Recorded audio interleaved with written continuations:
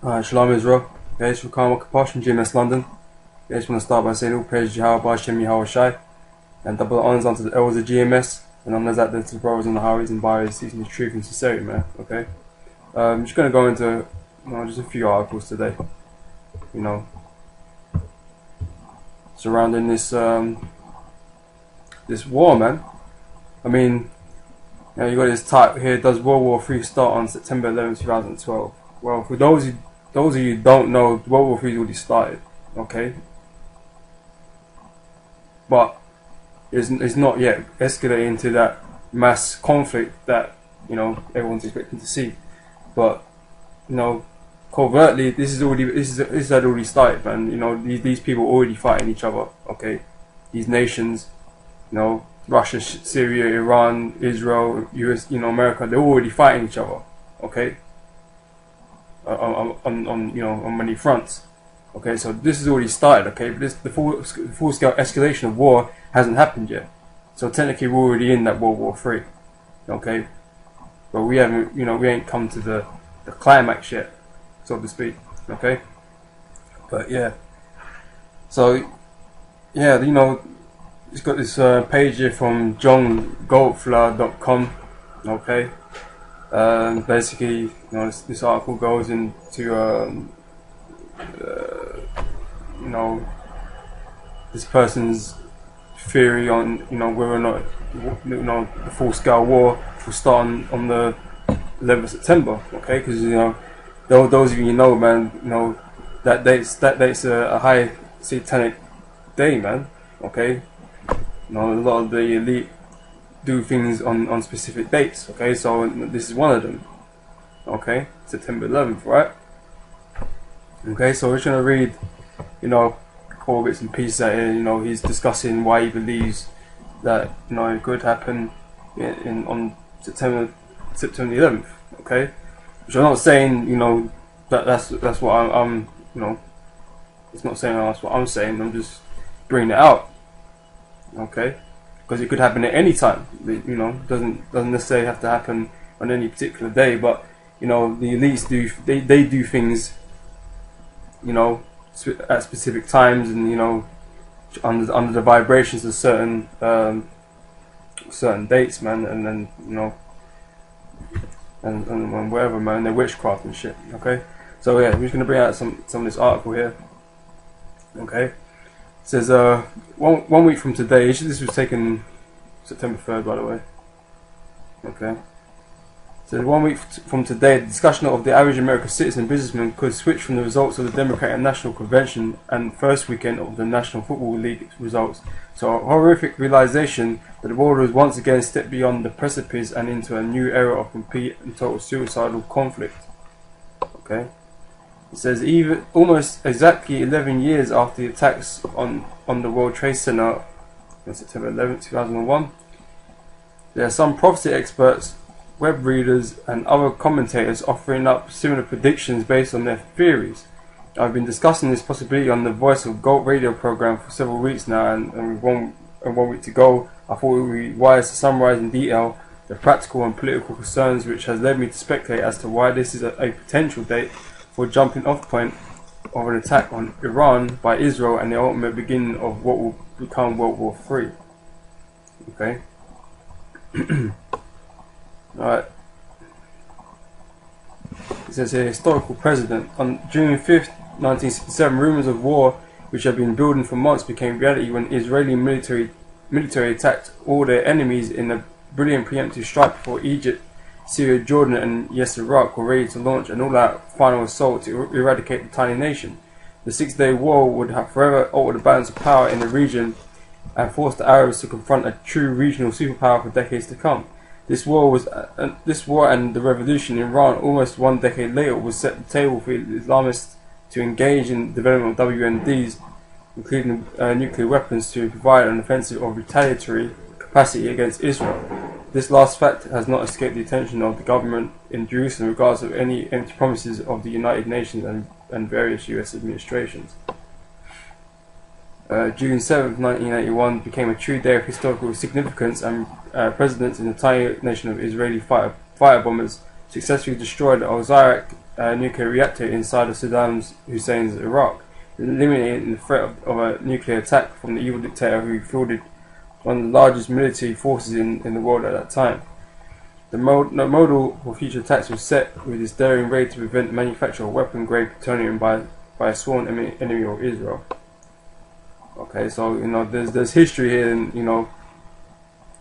how it shows that Israel is trying to play that that monopoly in that Middle East. Okay, so regardless of what the purposes are for their nuclear energy, Israel has always been adamant that they do not have it.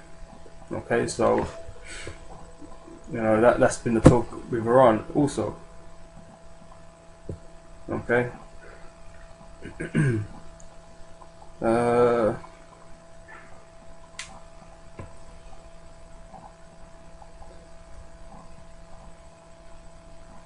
Okay. It says, and after another misadventure inside of Lebanon, the Israeli government warned the Islamic world in not so subtle terms that they would not permit the proliferation of nuclear weapons in the region. On September 6, 2007, this policy was enforced using the Israeli Air Force against the Syrian nuclear weapons facility at Al-Kibar. The destruction was total and conducted without the approval of the Bush administration, which insisted on pursuing a diplomatic solution. Okay, so the same thing Obama's doing. Obama's stalling, man. Okay, Obama's stalling. Everyone expects the United States to go in with Israel. I mean, they will, but that's not to say that Israel won't go ahead of them first, man. Okay, the scripture tells you that the least of the flock should draw them out. Okay, so let me read that. It's in Jeremiah 49 verse 20. Therefore hear the counsel of the Lord that have taken against Edom, and his purposes that he hath proposed against the inhabitants of Teman. Okay, surely the least of the flock shall draw them out. Surely he will make their habitations desolate with them. Okay, that least of the flock is talking about you so-called Jews, man, you fucking gutter rats. Okay, you're gonna force the rest of your nation's hand, man. Okay, i.e. America, i.e. the other nations, man. Esau's everywhere, man.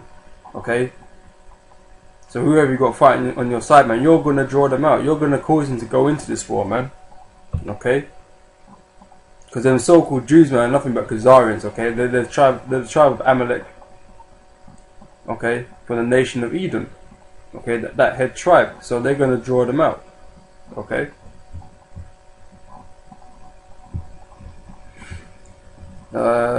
So permission is not needed, man. They may just go and do it off the bat. Okay. Says much like the Obama regime is attempting currently with Iran. Like I said, Obama's stalling, man. You don't want to go in.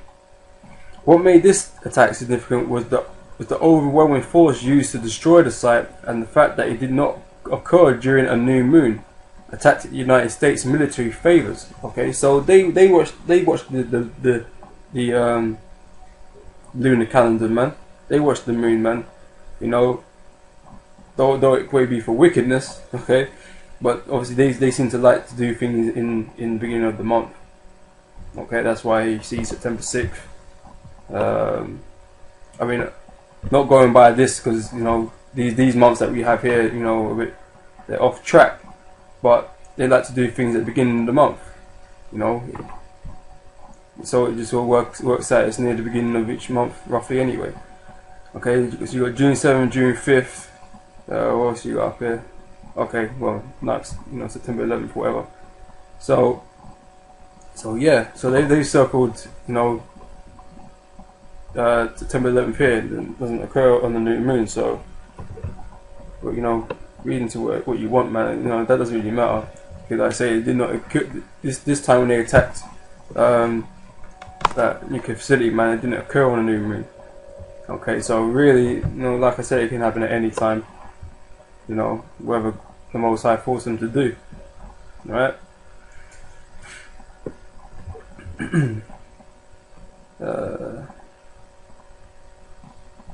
Okay, the sense of urgency. The United States, under a presidency which has openly declared disdain for the Israeli government and openly embraced its enemies as well as causes contrary to the interests of the West, has caused the Israeli government to prepare for life without an American ally. over the next decade, barring the election of Mitt Romney or dissolution of the United States into several smaller nations. So, like, yeah, this pressure to act before Iran demonstrates a successful offensive capability to deploy a minimum an effective EMP device over Western Europe and Israel, and worse, a primitively low-yield nuclear weapon to attack Israel's cities, means that time is running out before they succeed. Okay, so time is running out on these devils, man. They want to act quickly. Okay, they don't want to wait. They don't want to wait about for Obama, man. Okay, but like I said, man, you know, America's gonna go in with them eventually, man. You know, that does not mean to say that Israel won't be there first, man. You know, because America will be forced to join into that war. Okay. It says PM. Okay, this is Benjamin, not a real Jew. Okay, quote from him. PM tells US time has run out on Iran diplomacy. Okay, so now what's that mean then? No, your talking isn't doing anything. Okay, now it's time for action.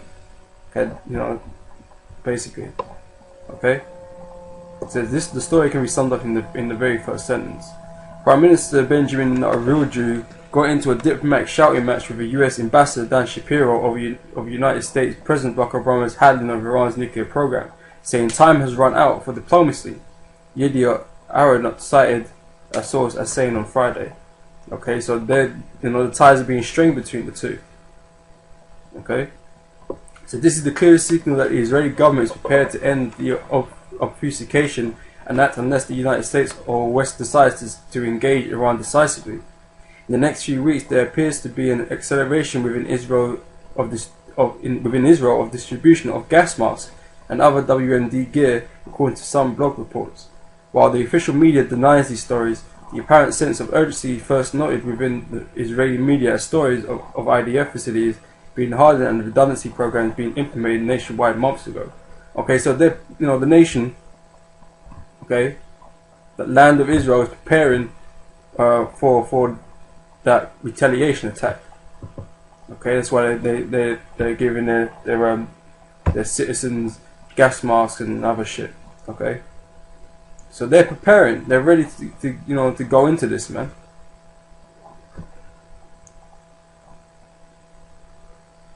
So in addition, the front page of the Sunday's New York Times, the official organ of the Obama regime, leads off with this story, indicating some sense of panic within the American regime. Okay. Okay, so down here it says, while September 11th is a celebratory day for many within the Islamic world for the successful strike against the Great Satan. Okay, so to you Arabs, man, to the Arabs, man, you so-called fucking so-called Jews, you so-called white people, man, you're known as the Great Satan, man. Okay, you're the damn devil, man, and everybody apart from yourself know that. Okay, they know you're the problem. We know you're the problem. Okay, that's why you must go. Okay, but it's going to be by the Lord's power that you're going to be destroyed, man. Not no fucking conflict between Iran and America and Israel and all that shit. Okay, that's just the Most High. He's using you people, you heathen, to destroy each other, man. Okay, but that's the Most High's plan and his design, man. That's what he wants to happen to you, okay? Because, you know, that World War III is going to come to pass, man. It's in his prophecies, right? Okay, the Lord has spoken it. Okay, so these things have to happen. Okay, so, you know, you're going to destroy each other, man. Basically, there ain't going to be no winning sides, man. Okay, you're just going to destroy each other. Which only really means that, you know, the end. Which is the end. And no, the real children of Israel, you need to go to Hispanics and Native Americans, man. You know, we got to return to rulership, okay? Under Yahushua, our king, okay? He said it would be quite ironic if Israel turned the table on the newly empowered radical Islam governments of Libya, Mali, Tunisia, Turkey, and of course Egypt by successfully attacking Iran and diminishing their ability to manufacture nuclear weapons. The insult to the radicals would be followed up by an exchange which could provide the opening and excuse for the IDF to eradicate both Hezbollah and the threat of Syria's chemical and biological weapons stockpile. this opportunity is a once in a decade